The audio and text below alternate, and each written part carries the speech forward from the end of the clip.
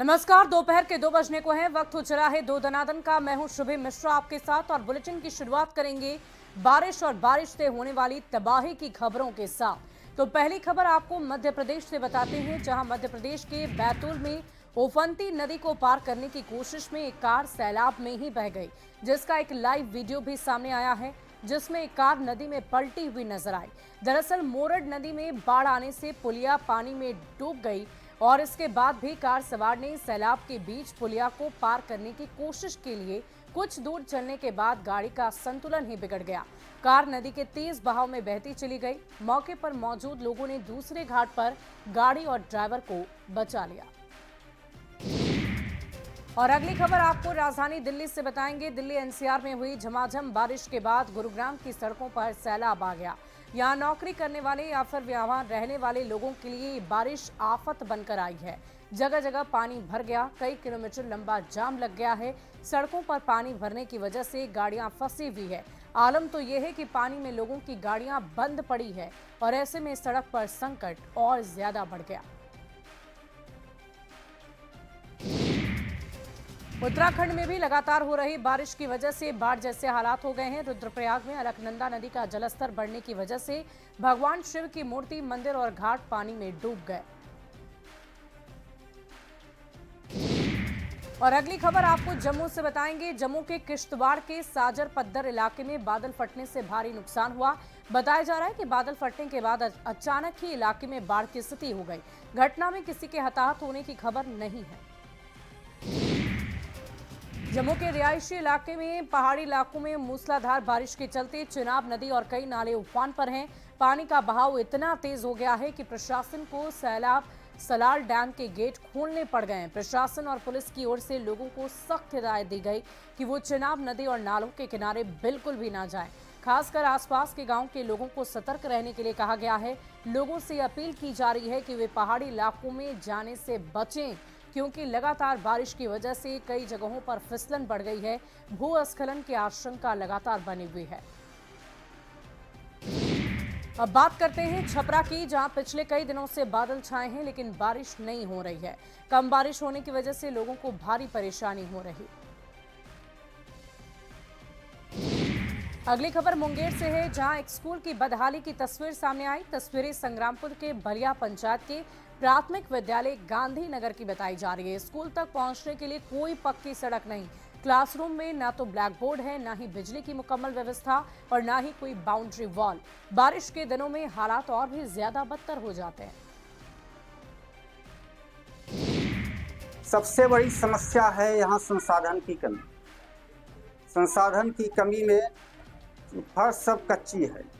बरसात के दिन में पानी पूरा घुटना तक हो जाता है, घुटना तक पानी हो जाता है। आने जाने में दिक्कत होता है। पानी रोड डाक से आते हैं, वहाँ पानी हो जाता है, बस्ता भी जाता है तभी। यहाँ पे एक बलिया गांव में मिडिल स्कूल है, प्राथमिक विद्यालय गांधी नगर में पढ़ता है वो, और दूसरा पब्लिक हाई स्कूल बनिया इधर है। यहाँ पे ये सर कि जाने में बहुत तकलीफ होता है बच्चों को, सड़क नहीं। ऐसे जाते हैं सर पैदल, खेत में पानी में दिक्कत हो जाते हैं थोड़ा। नाला नीचे रास्ता है, रोड है में नहीं ना, स्कूल बच्चा बुतरू जावे में दिक्कत हो छे। ये वही ने पोखरी पर गांधी नगर जावे में दिक्कत हो छे बच्चा बुतरू का। ऐसे जाता है बच्चा, ऐसे कादो पानी में। रांची में बुधवार की देर रात से हो रही तेज बारिश ने नगर निगम की तैयारी और तमाम व्यवस्थाओं की पोल खोलकर रख दी है। झमाझम बारिश से शहर के कई निचले इलाकों में जलजमाव की स्थिति हो गई और कई मोहल्लों की सड़कें तालाब में तब्दील हो गई है, जिससे लोगों को परेशानी का सामना करना पड़ता है। मौसम विभाग ने 5 जिलों में भारी बारिश की चेतावनी जारी की, जिनमें पलामू, लातेहार, चतरा, कोडरमा, हजारीबाग जिले शामिल है। झारखंड में लगातार हो रही बारिश से लोगों का आम जनजीवन अस्त व्यस्त हो गया है। झुग्गी झोपड़ी में रहने वाले लोगों की परेशानी और भी ज्यादा बढ़ गई है। बोकारो स्टेट में वन सेल टैक्स ऑफिस के पीछे झुग्गियों में रहने वाले दर्जन परिवार परेशान हैं। लोगों के घरों में पानी घुसने की खबर पर देर रात कांग्रेस विधायक श्वेता सिंह मौके पर पहुंची और लोगों को वहां से बाहर निकालकर HSCL क्लब में शरण दिलाया। बगल में तिरंगा पार्क का तालाब के आउटलेट को बंद किया गया है, ताकि यहाँ रहने वाले लोगों के घरों में पानी घुस चुका है और ऐसे में उन्हें समस्या ना हो। भारी बारिश के बाद रामगढ़ के रजरप्पा में भैरवी नदी पूरे उफान पर है। भैरवी नदी का पानी छिलका पुल से 5 फीट तक ऊपर बह रहा है। नदी का पानी दुकानों में घुस चुका है और इसकी वजह से दुकान में रखे सामान भी बर्बाद हो चुके हैं। कई दुकानदारों ने समय रहते सामान को दुकान से बाहर निकाल लिया। फिलहाल छिलका पुल के रास्ते आवागमन करना बंद रखा गया है। मंदिर न्यास समिति और रजरप्पा पुलिस ने लोगों से नदी किनारे नहीं जाने की अपील की और लगातार माइकिंग कर लोगों को नदी किनारे नहीं जाने के लिए कहा जा रहा है। लगातार बारिश की वजह से कैसे हालात बिगड़ गए हैं जामताड़ा के इस सरकारी स्कूल को देखकर आप समझ सकते हैं। तस्वीरों में ये फर्क करना मुश्किल हो रहा है कि ये स्कूल है या कोई स्विमिंग पूल। ये तस्वीर जामताड़ा के राजकीय कृत मध्य विद्यालय नारायणपुर का है, जहां तक आपकी नजर जाएगी चारों तरफ सिर्फ और सिर्फ आपको पानी ही नजर आएगा। पूरे स्कूल में मानो पानी ने कब्जा जमा लिया हो। लगातार बारिश से जिमडेगा में जलडेगा प्रखंड के तेलंगा नाला में उफान आने के बाद सड़क के ऊपर पानी बह रहा है। लोग किसी तरह से जान को खतरे में डालकर पार कर रहे हैं। बारिश की वजह से सड़कों की भी हालत काफी खराब हो गई है। बोकारो में गरगा नदी भी उफान पर है। नदी का जलस्तर लगातार बढ़ता जा रहा है, जिससे भर्री को जोड़ने वाला छोटा पुल के ऊपर से पानी का बहाव होता नजर आ रहा है, जिसकी वजह से रास्ते से गुजरने वाले लोगों को भारी परेशानी हो रही है। भर्रा में रहने वाले लोग अक्सर इस पुल का इस्तेमाल करते हैं। रांची का बड़ा और खुला नाला हादसों को दावत देता नजर आया। हालात ये हैं कि खुले नाले में गिरने की वजह से कई लोगों की जान जा चुकी है। बावजूद इसके नगर निगम अलर्ट नहीं है। रांची के पीपी कंपाउंड में पिछले 2 महीने से नाले के निर्माण में लेट लतीफी ने लोगों की चिंता और भी ज्यादा बढ़ा दी है। पीपी कंपाउंड का ये नाला मानो काल का गाल साबित हो रहा है। स्थिति यही है, सिर्फ वही भी बात नहीं है, कहीं भी नगर निगम का जो काम हो रहा है ना, उसमें गुणवत्ता नहीं है और उसके बारे में शिकायत करने पर भी तरह तरह की बयानबाजी होती है, कार्रवाई होती नहीं है। नेता प्रतिपक्ष तेजस्वी यादव की पत्नी आज कोलकाता से पटना पहुंची। दूसरी संतान होने के बाद पहली बार राजश्री पटना पहुंची है। तेजस्वी यादव खुद एयरपोर्ट पर पत्नी को लेने पहुंचे हुए थे और वहीं पटना पहुंचते ही उनका वैदिक मंत्र से स्वागत किया गया। इस दौरान लालू प्रसाद, राबड़ी देवी के साथ परिवार के सभी सदस्य शामिल थे। बिहार विधानसभा चुनाव से पहले वोटर लिस्ट के विशेष गहन पुनरीक्षण एसआईआर के विरोध में विपक्षी दलों ने सुप्रीम कोर्ट का रुख किया है और इस मामले में सुप्रीम कोर्ट में सुनवाई लगातार जारी है। याचिकाकर्ता की तरफ से वरिष्ठ अधिवक्ता गोपाल शंकर नारायण ने कहा कि हम वोटर लिस्ट के विशेष गहन पुनरीक्षण को चुनौती दे रहे हैं। कोर्ट ने कहा कि हम सभी याचिकाओं पर नहीं जाएंगे। निर्वाचन आयोग की पैरवी पूर्व अटॉर्नी जनरल के वेणुगोपाल कर रहे हैं। याचिकाकर्ता के अधिवक्ता गोपाल शंकर ने कहा कि निर्वाचन आयोग एसआईआर को पूरे देश में लागू करना चाहता है और इसकी शुरुआत बिहार से की जा रही है। इस पर जस्टिस धूली ने कहा कि चुनाव आयोग वही कर रहा है जो संविधान में दिया गया है, तो आप ये नहीं कह सकते कि वे ऐसा कुछ कर रहे हैं जो उन्हें नहीं करना चाहिए। आरजेडी नेता तेजस्वी यादव ने बिहार में मतदाता सूची संशोधन के खिलाफ याचिकाकर्ताओं पर सुप्रीम कोर्ट की सुनवाई और चुनाव आयोग पर कहा है कि सुप्रीम कोर्ट का जो फैसला होगा उसको हम देखेंगे, लेकिन सबसे बड़ा सवाल कि आप आधार कार्ड और राशन कार्ड को नामंजूर क्यों कर रहे हैं। निर्वाचन आयोग अभी तक स्पष्टीकरण नहीं दे रहा है। निर्वाचन आयोग क्यों भ्रम पैदा कर रखा है। ये तो लग रहा है कि निर्वाचन आयोग बीजेपी के पार्टी सेल की तरह काम कर रहा है। बड़ा सवाल ये खड़ा हो रहा है कि आप आधार कार्ड को नामंजूर क्यों कर रहे हैं, आप राशन कार्ड को नामंजूर क्यों कर रहे हैं, आप जॉब कार्ड को, मनरेगा कार्ड को नामंजूर क्यों कर रहे हैं। अभी भी जो है बिहार के लोगों के पास वो डॉक्यूमेंट है ही नहीं। कहीं भी कोई भी स्पष्टीकरण जो है चुनाव आयोग नहीं दे रहा है। मतदाता सूची संशोधन के खिलाफ याचिकाओं पर सुप्रीम कोर्ट सुनवाई पर डिप्टी सीएम विजय सिन्हा ने क्या कुछ कहा है वो हम आपको सुनवाते हैं। ठीक है, माननीय न्यायालय का फैसला अगर जो उसके विरोध में आवेगा फिर आंदोलन करेगा। ये संविधान विरोधी लोग हैं। आप देखें, इनकम टैक्स, सीबीआई, ईडी, माननीय न्यायालय, अब चुनाव आयोग, ये संवैधानिक संस्था के विरुद्ध हमेशा ये उनके पक्ष के अनुकूल फैसला नहीं आए तो उसके विरोध करेंगे। ऐसे लोगों पर कार्रवाई होनी चाहिए। देश के अंदर बाहरी तत्व के लोग लोकतंत्र को कलंकित न करे। चुनाव आयोग पारदर्शिता से सही लोगों की वोटिंग का व्यवस्था बना रही है, जागरूकता कर रहा है, इसमें आपत्ति किसी को नहीं होनी चाहिए। बेगूसराय में केंद्रीय मंत्री गिरिराज सिंह ने कांग्रेस सांसद राहुल गांधी और तेजस्वी यादव पर निशाना साधते हुए कहा कि जब ये चुनाव हारते हैं तो कहते हैं मतदाताओं का अधिकार छीना जा रहा है। ये लोग नकारात्मक लोग हैं, ये देशद्रोही के साथ खड़े हैं। एक गांव की कहावत, तीता तीता थू थू और मीठा मीठा खट खट।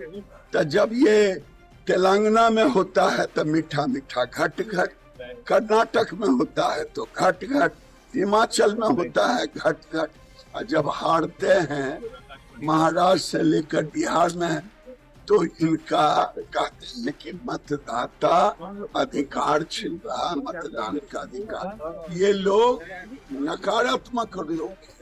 ये जब बांग्लादेशी और रोहिंग्या के लिए लड़ाई लड़ रहे हैं मुसलमानों के लिए, तो मैं तो समझता हूं कि ये देशद्रोहियों के साथ खड़े हैं। महागठबंधन के प्रोटेस्ट मार्च में कन्हैया कुमार और पप्पू यादव को मंच पर जाने से रोके जाने पर डिप्टी सीएम विजय सिन्हा ने तंज कस दिया है। उन्होंने कहा कि कल बिहार बंद में गुंडा राज का चेहरा साफ नजर आया। सड़क पर जो रथ चल रहे थे वहां पर गुंडाई हो रही थी, अपने ही दल के लोगों को बाहर किया जा रहा था। पप्पू यादव कन्हैया कुमार को इसलिए बाहर किया गया क्योंकि तेजस्वी यादव का कद छोटा ना हो जाए। ये लोग वंशवादी लोग हैं और इसीलिए डरते हैं कि जमीन से उठा हुआ कन्हैया और पप्पू यादव के चलते हम विलुप्त ना हो जाएं। देखिए, ये अराजकता के प्रतीक हैं। ये जंगल राज वाले लोग, गुंडा राज का चेहरा कल दिखाई पड़ा। सड़क पर जिस रथ पर चल रहे थे वहां भी गुंडे हो रहा था, अपने ही दल के लोगों को ठेल के नीचे कर रहा था। पप्पू यादव और कन्हैया जैसे लोगों को इसलिए ठेल करके डिमोरलाइज किया गया कि तेजस्वी यादव का कद छोटा ना हो जाए। गया जी के अतरी प्रखंड में एक धरना में शामिल होने पहुंचे अतरी विधायक रणजीत यादव के सामने ही एक मुखिया पति ने एक विवादित बयान दे डाला, जिसमें मुखिया पति ने कहा कि भूरा बाल साफ करो। अब फिर वही समय आ गया है, वैसी ही स्थिति बन रही है। वही अब नारा सोशल मीडिया पर वायरल है। हालांकि जैसे ही मुखिया पति मुंडरिक यादव ने ये बातें कही, वहां पर मौजूद अतरी विधायक रणजीत यादव और अन्य लोगों के मुस्कुराते हुए इसे रोकने का भी प्रयास किया है। हालांकि इसके बाद तुरंत अतरी विधायक रणजीत यादव ने यह स्पष्ट किया कि इस तरह की बात करना गलत है और ऐसी बातें समाज में किसी भी स्तर पर नहीं होनी चाहिए। हमारी पार्टी यानी कि राष्ट्रीय Janata Dal A to Z की पार्टी है। शुरू में लालू यादव, हमारे लालू जी जो शुरू में बोले थे कि भूरा बाल साफ करो, वही समय आ गया है, फिर वही समय आ गया है। अरे भूरा बाल साफ करने वाले, उसके पहले आप लोग बिहार से साफ हो जाएंगे।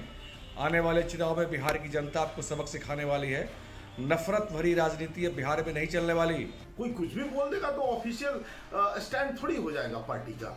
और जिस तरह की बात आप कर रहे हैं वो दौर खत्म हो गया। जब कोई कहे भूरा बाल साफ करो, ये दौर है भूरा बाल साफ करो, ओबीसी ईबीसी साफ करो, अल्पसंख्यक साफ करो।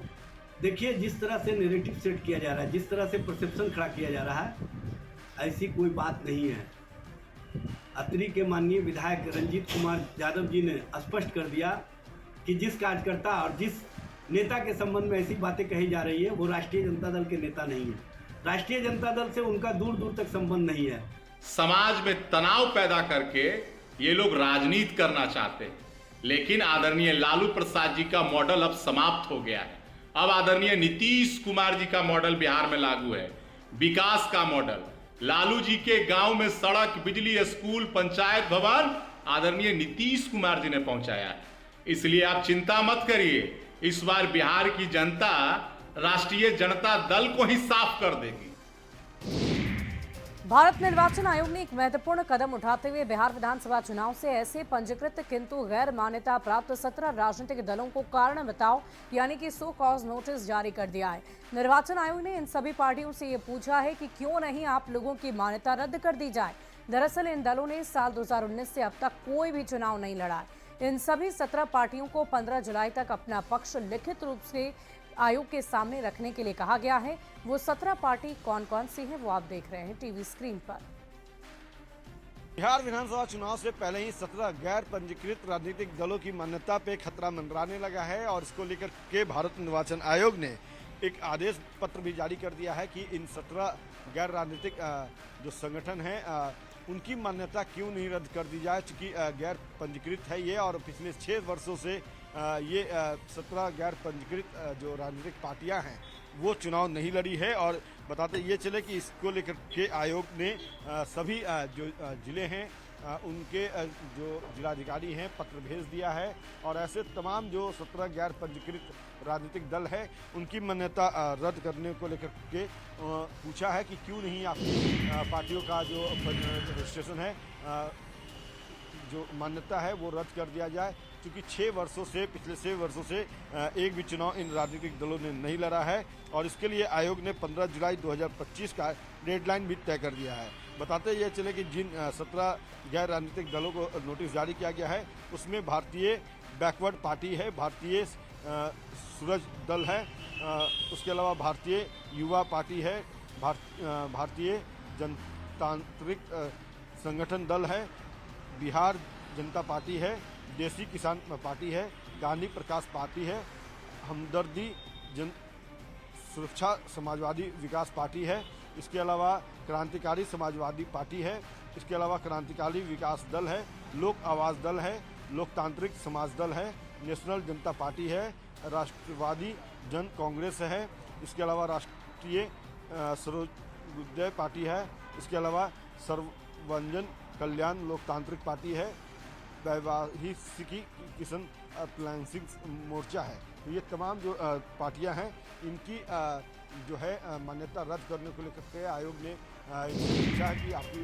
मान्यता क्यों न रद्द कर दी जाए, क्योंकि पिछले 6 सालों से आपने चुनाव नहीं लड़ा है और अब देखना है कि ये जो 17 गैर पंजीकृत राजनीतिक पार्टियां हैं इनके तरफ से क्या जवाब जो है वो आयोग को आता है और आयोग कितनी सहमत होती है इनके जवाब से। कैमरा पर्सन अजय दुबे के साथ अमित कुमार, न्यूज़ 18 पटना। और इधर महाराष्ट्र में चल रहे भाषा विवाद को लेकर दिए गए बयान पर निशिकांत दुबे अभी भी कायम है। उन्होंने कहा कि किसी राज्य में भाषा के नाम पर मारपीट करना बहुत गलत है। दूसरे राज्यों से काम की तलाश में आए गए लोगों के साथ मारपीट करना कहीं से भी ठीक नहीं है। ठाकरे बंधु अगर ऐसे ही डराते धमकाते रहें तो दूसरे राज्यों में लोग उन्हें पटक पटक कर मारेंगे। आप जो है गरीबों को मारपीट करते हैं, वहाँ जो है मुकेश अंबानी साहब रहते हैं, मराठी तो बहुत कम बोलते हैं, हिम्मत है तो जरा उनके पास चले जाओ। माहिम में जो है सारे मुसलमान हैं, हिम्मत है तो तुम वहाँ चले जाओ। स्टेट बैंक ऑफ इंडिया का चेयरमैन मराठी नहीं बोलता है, वो तो आंध्र का है, तेलुगु बोलता है बेचारा, आप उसको जरा मारपीट करते। और इस बीच इस वक्त बहुत बड़ी खबर आ रही है राजधानी पटना से। बड़ी खबर का रुख करेंगे। पटना एयरपोर्ट पर पुरानी बिल्डिंग में आग लग गई है। आधे घंटे तक सामान जलता रहा। पुरानी बिल्डिंग तोड़ने के दौरान गैस कटर से आग लग गई। बड़ी खबर आपको बता रहे हैं, फायर ब्रिगेड की टीम ने आग पर काबू पा लिया है। इस वक्त की बड़ी खबर राजधानी पटना से आपको बता रहे हैं। पटना एयरपोर्ट पर पुरानी बिल्डिंग में लग गई आग। आधे घंटे तक सामान जलता रहा। पुरानी बिल्डिंग तोड़ने के दौरान गैस कटर से लगी आग। फायर ब्रिगेड की टीम ने आग पर काबू पा लिया है। इस वक्त की बड़ी खबर आपको राजधानी पटना से बता रहे हैं। पुरानी बिल्डिंग में आग लगने की खबर सामने आई है।